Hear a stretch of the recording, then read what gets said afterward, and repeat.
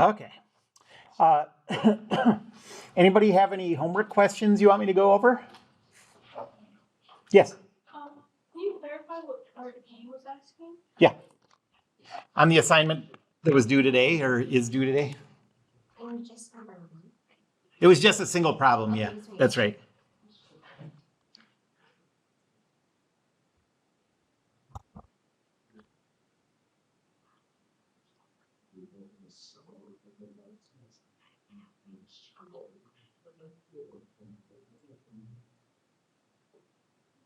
Okay, this is circular motion.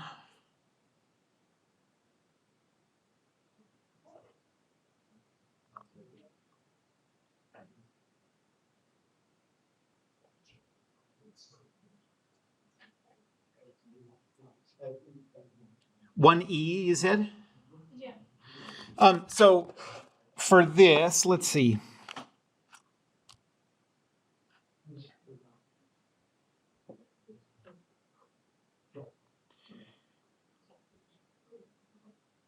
So we have a constant speed of 5 meters per second, radius of 20 meters, 100 kilograms. Okay.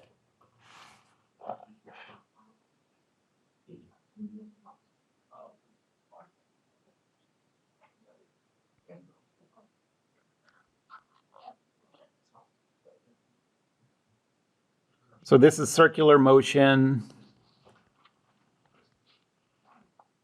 Number one. You have this circle and it says that the object is moving around this path. The radius is 20 meters. The mass is 100 kilograms. And the speed is 5 meters per second. And it just asks you basically to keep doing the same thing over and over again, 4 different times. It's just trying to get you used to the vector directions and stuff. So the 4 points are, I don't remember, well, I have it right here. A, B, C, D. Okay. A, B, C, D. And really, as repetitive as it is, I think you'll like the way you remember stuff if you do each of them from scratch. You know what I mean? You don't have to do that. You can sort of, there are shortcuts you can take, but I think it just really helps ingrain this stuff if you start each one like it's a new problem, So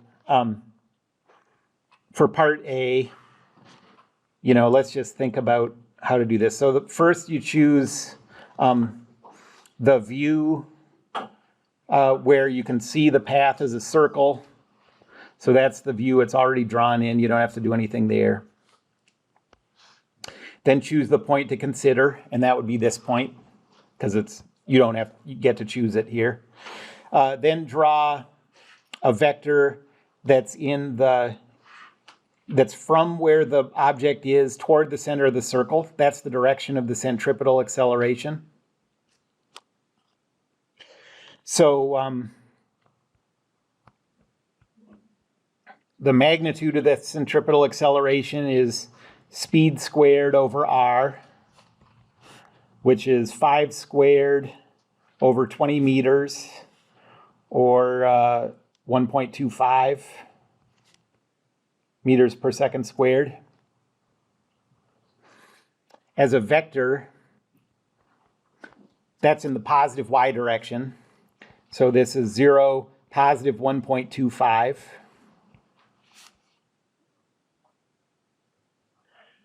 And since the speed is constant, there's no tangential acceleration. So this is also the total acceleration. And then next you go to Newton's second law. And I've said, I know before, that anytime you use Newton's second law, you need to draw a free body diagram. There is an exception, though. If it's asking you for the net force, or if the force that you're dealing with is the net force, a free body diagram doesn't help you with anything. So you can skip that step if net force is what it's talking about. So we'll just write this as F net is equal to 100 kilograms times 0, 1.25. And so the net force vector is 0 for x, 125 newtons for y. Or in other words, it's this way. Well, based on the way we've thought about stuff in lab, once we figured out the direction of the acceleration, once we figured out that was in that direction, we already knew the net force had to be in that direction. But there you go. Does that answer your question about that one? I was just asking, like, specifically, what are we supposed to do for, like, is it asking if Wasn't that E? B, point B. because it asks for the net force vector by the object and parts A through D, so do we just write down the force vector for each part? What I would do is, I think what would benefit you the most is to go through all of these steps for all 4 of those points. But yeah, if you're like, screw this, then you can do it once and then figure out how to modify it. Am I still not answering your question? I guess I'm just not completely sure, like, what the answer you're looking for E, because we found the net force in the earlier, like, steps A through. Oh, we do?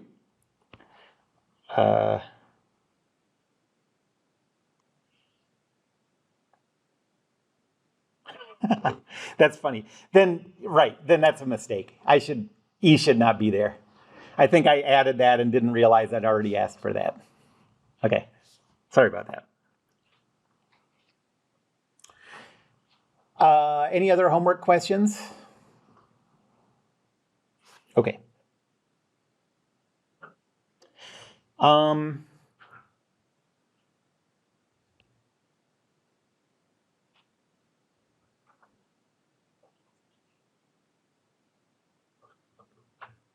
Well, remember, I just want to get this on here. Exam 2 is next Wednesday.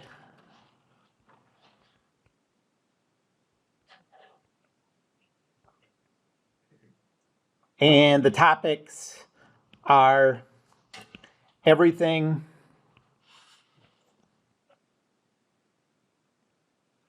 up through Newton's laws.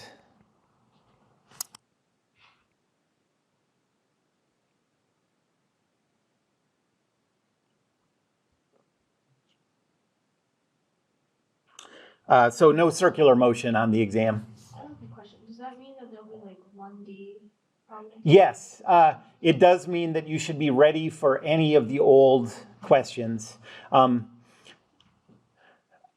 Yeah, so what I would do, I think I might have mentioned this last time, so stop me if you're sick of hearing this, but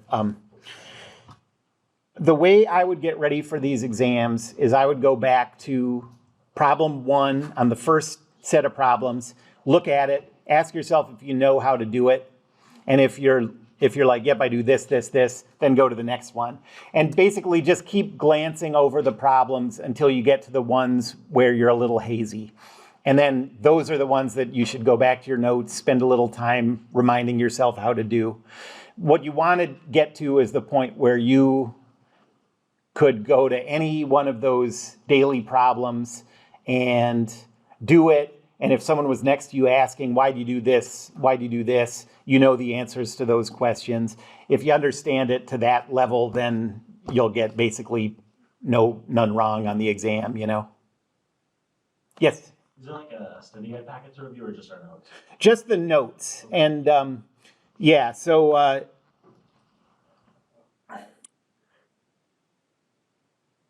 right. I do think that it's helpful to do outlines and stuff if you like to do that, you know, if you're used to doing that kind of stuff. It can help you kind of solidify what's there. But yeah, I'm sort of hoping that you'll just get to the point where, like, you'll skim through your notes enough times getting ready for quizzes and tests and stuff that you'll just start to know, like, okay, this followed this. You know, that's what I'm sort of hoping for.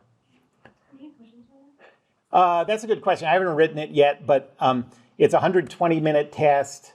I write it to try to make it about an hour test, so that to try to give people a little time to sit and relax and think stuff over. And so, but besides that, the number of questions just sort of depends on what kind of questions they are. You know, like if it's if I did nothing but unit conversion questions, it could be a lot of them. If it was nothing but, what's bodies all connected in a line up a ramp or whatever, then I could only do 2 or 3 or something, you know what I mean? So, so it just depends what kind of questions I ask.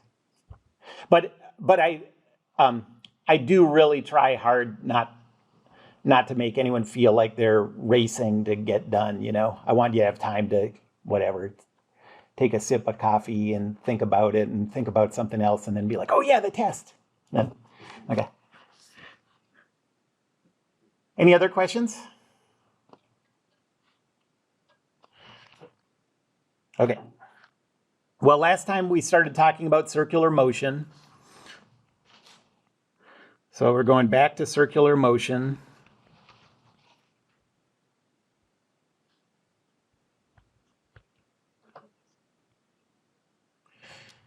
And we broke up circular motion into 2 categories. Not tetherball and tetherball.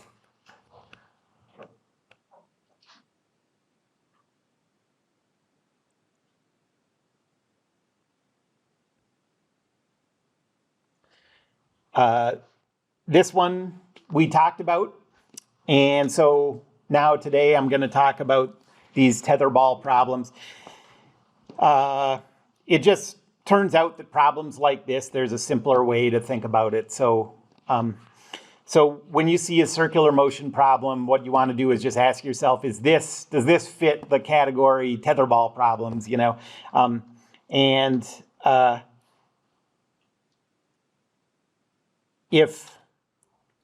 if it does, then you use this approach we're going to talk about today. If it doesn't, you use what we talked about last time. Okay, so tetherball problems.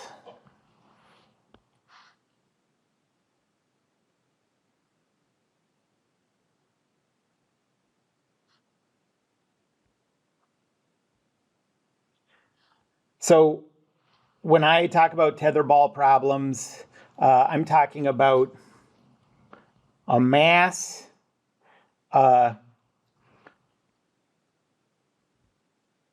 moving in a circle that's parallel to the ground.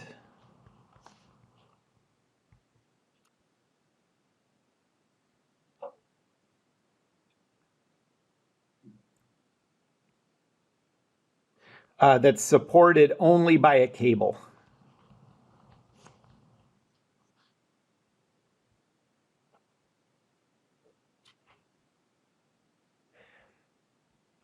And the mass doesn't have to be a ball, and the cable can be a rope or a string or a chain or whatever.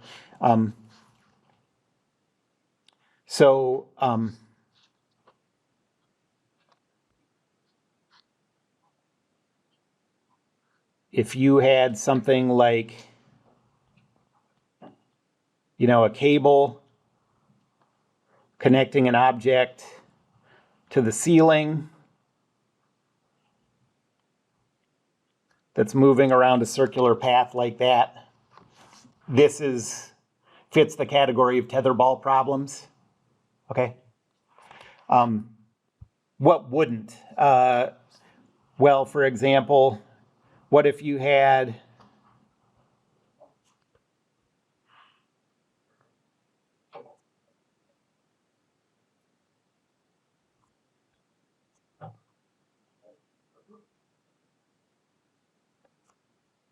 something moving around a path like this? Well, it is a mass that's supported only by a cable. So that part fits, but it's not parallel to the ground. Okay, so this one you would have to use the other approach for. Another thing that almost is a tetherball problem but isn't is, imagine like a cable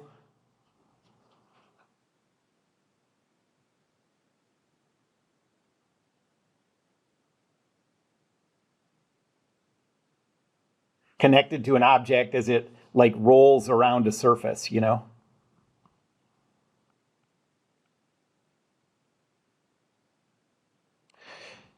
That is connected to a cable.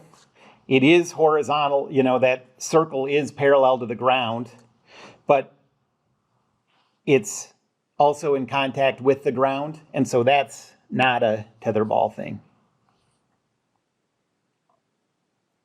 Okay?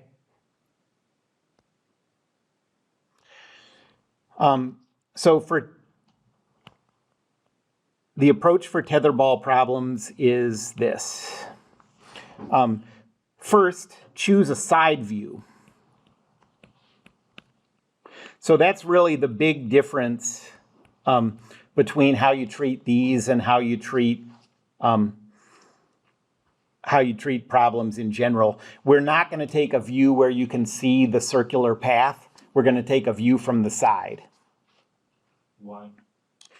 The reason why is tetherball problems always are uniform circular motion, so you're never going to have a tangential acceleration. So you don't, which is really the only reason that you ever need to take the view that where you can see the circle, is so you can deal with tangential acceleration. And tetherball problems have this other thing where this force is at an angle compared to the circle, because like if I'm swinging this around, that string, that cable, it isn't straight out. No matter how fast you swing it, it's not straight out. It's always at an angle a little bit. And so this allows you to deal with that angle. Okay, so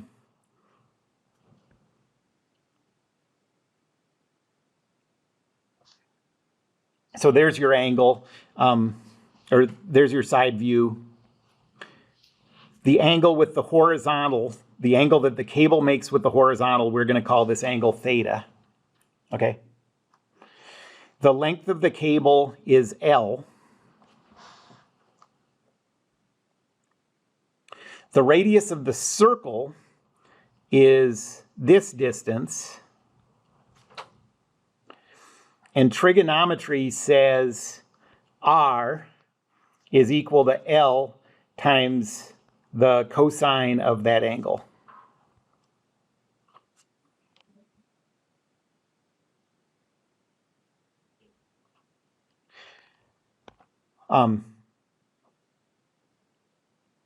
So next, now that you've drawn that side view,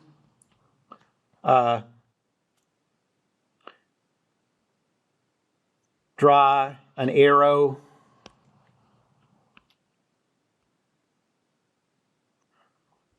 from the object toward the center of the circle.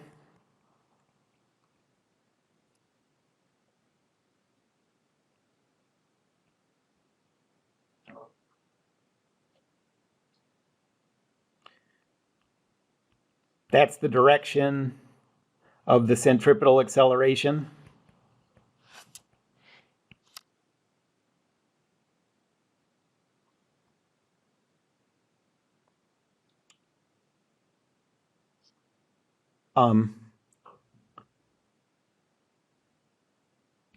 Tetherball problems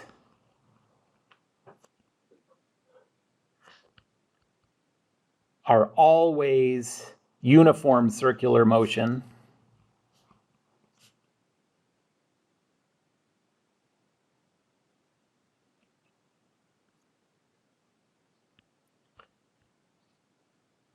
So there's never going to be any tangential acceleration.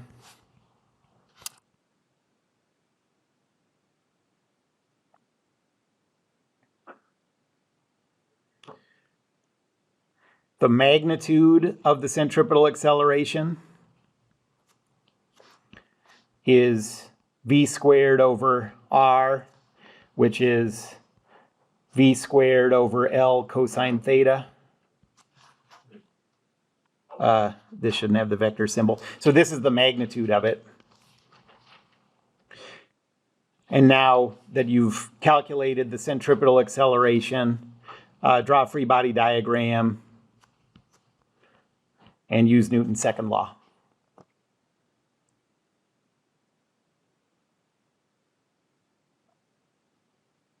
Okay, so let me do an example.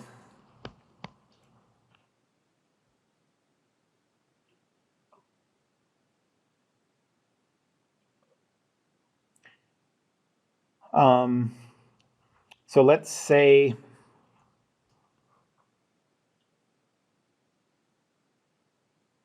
we have a pole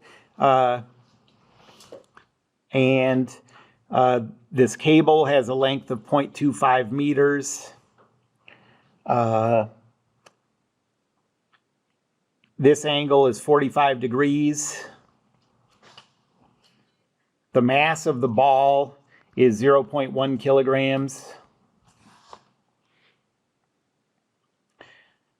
And we want to calculate the cable tension T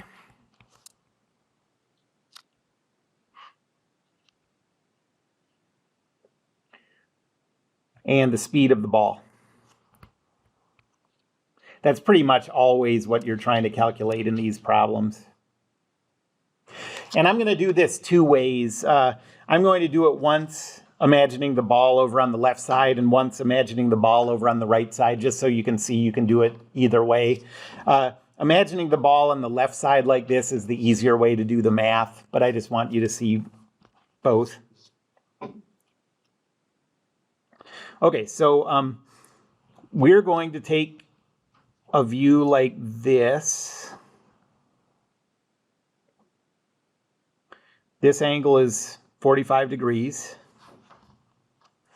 I'm going to use a coordinate system that's oriented like you would guess, like that.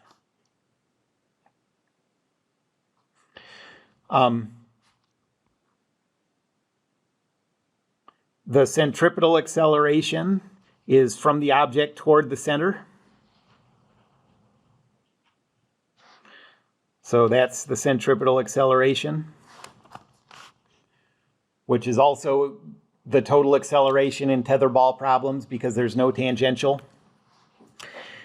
The magnitude of the centripetal acceleration is v squared over r, which is v squared over 0.25 times the cosine of 45.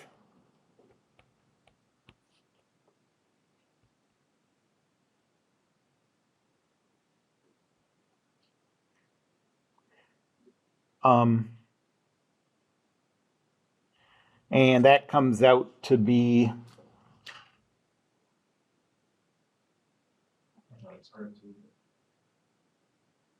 v squared over 0.177.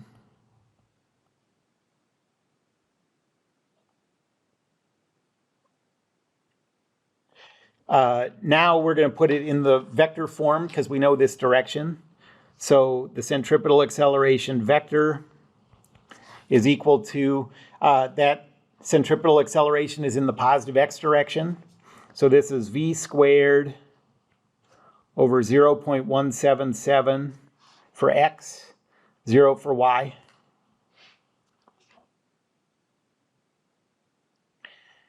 And since it's uniform circular motion, that's also the total acceleration.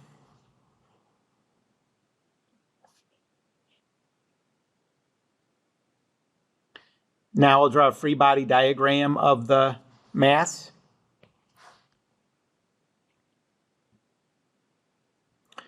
The mass is 0.1 kilograms, so the weight is 0.1 times 9.81. So that's 0.981. And the only other force is the pulling force from the cable, so that's away from the body, parallel to the cable. And that's a force T.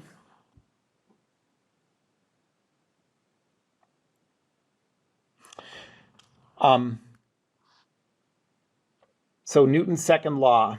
Well, what are the components of that force T? Let me draw a coordinate system and So if this is our coordinate system, and our cable force has a magnitude of T, and this angle is 45 degrees, you can see that force vector is just going to be T times the cosine of 45, T times the sine of 45.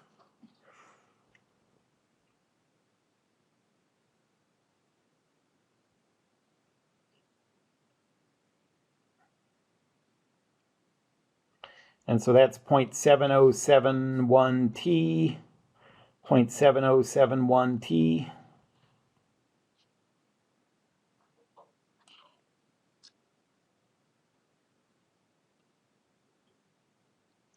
And so Newton's second law, we have the cable force, 0.7071 T, 0.7071 T, plus the weight force, negative 0.981.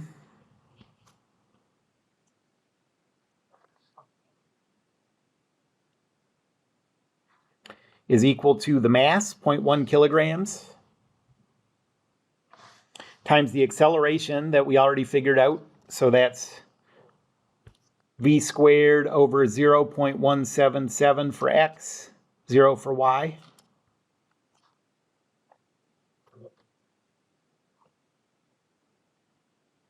And now we have two equations. The x equation says 0.7071 t is equal to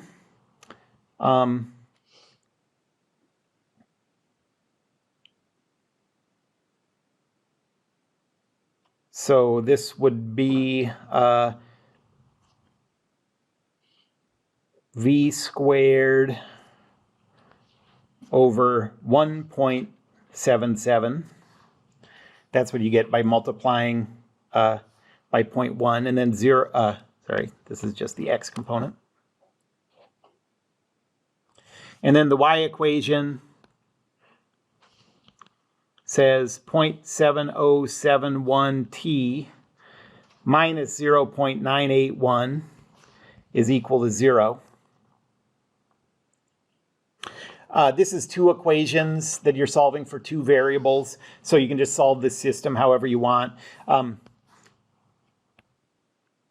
The y equation says that t, 0.7071 t is equal to 0.981. So t is equal to 1.39.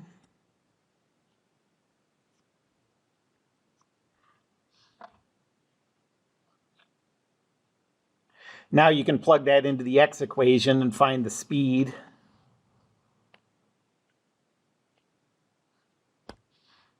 So we got 0.7071 times 1.39 is equal to v squared over 1.77. And that gives us that v is, after you take the square root and get the plus or minus, 1.32 meters per second. And that's a speed, so we want the positive.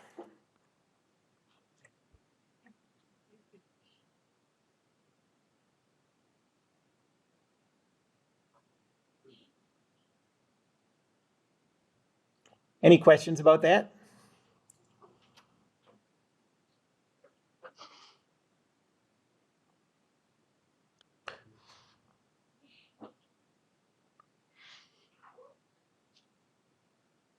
So I'm going to do this again from the other side. I'll skip over some of the math because it'll look pretty similar, but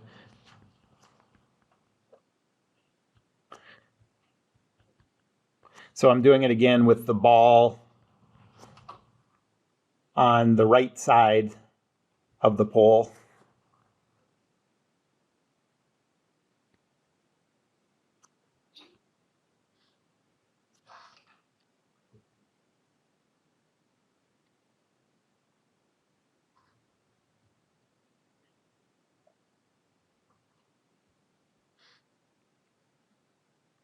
This angle is 45 degrees.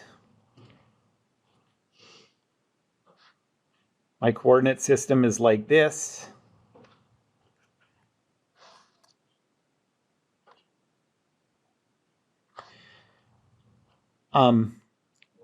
The centripetal acceleration is this way.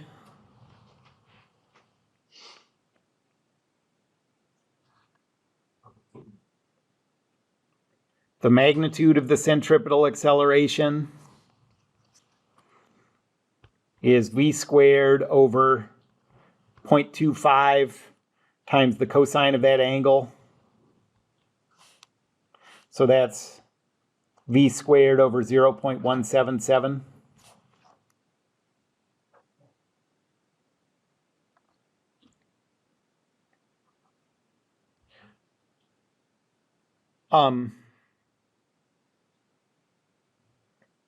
So the centripetal acceleration vector, now notice that when it's drawn over here on the right side, that vector is pointing in the negative x direction. So this is negative v squared over 0.177, and then 0 for y. And since it's uniform circular motion, this is a. This is the total acceleration too.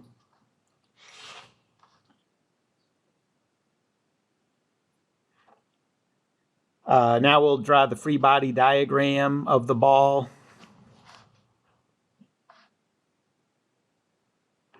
There's a weight force down of 0.981.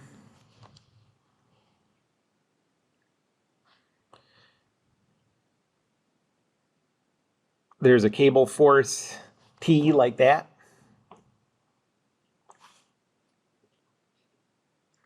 To represent that cable force, let me draw the coordinate system. And that force is over here. And this angle is 45 degrees.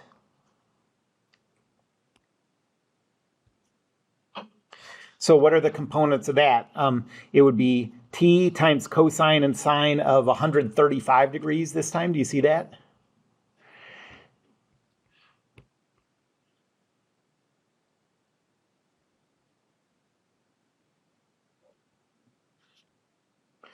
And so that comes out to be this time negative 0.7071 T, positive 0.7071 T.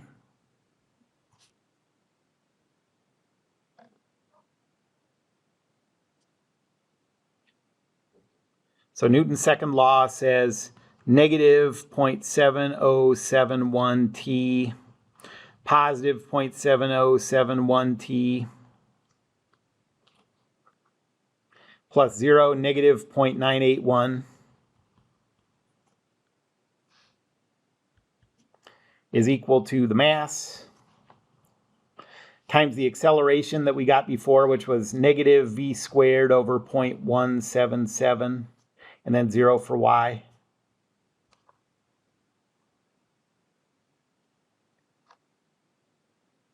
So you get two equations again.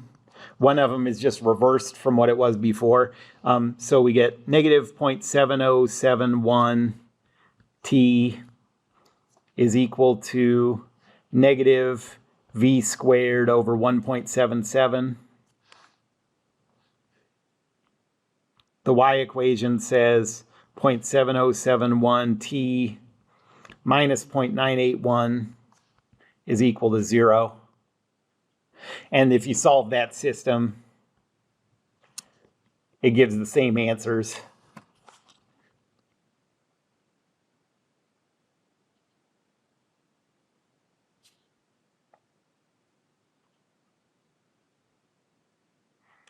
The only difference is, keeping track of the angles and the positives and negatives. But it's always a little simpler to do it with the object on the left side of the center line. You can see that from this second calculation. Anybody have any questions about that?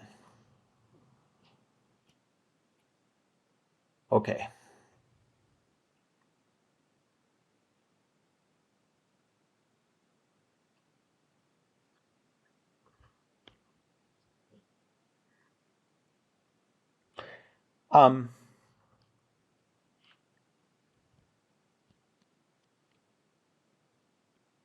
Well, let's do an example. So let's say that we have an object connected to the ceiling. Let me make it a little. And let's say that the mass of this object is 2 kilograms.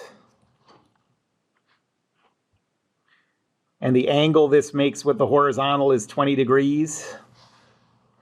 And let's say the length of this cable is 1 meter.